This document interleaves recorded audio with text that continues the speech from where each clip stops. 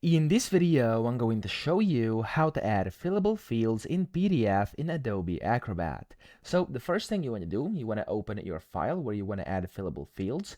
Then you want to go to the right hand side here. You want to extend this. And then when you do so, you want to search for tools and you want to type in form. Now here you can just click on prepare form. And then you'll be able to basically select a file. So I'm going to select this one, which I'm currently working with. And I'm going to click on start.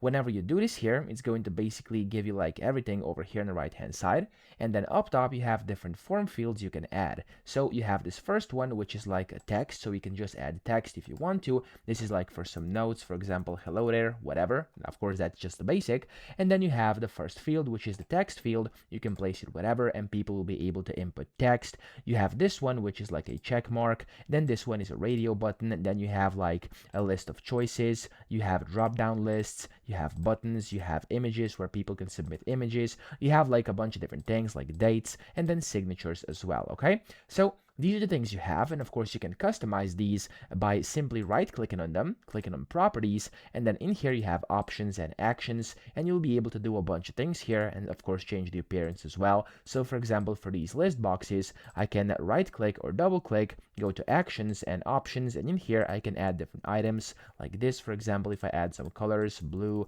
red, etc., you can do same for drop downs over here and for buttons as well, where you can put different actions on there, etc. Okay, so that's how to add fillable fields, and if you want to preview them, you can click preview over here and you can preview everything right in here. So that's how to do this. I hope this video helped you out. If it did, please subscribe to the channel and help me out as well.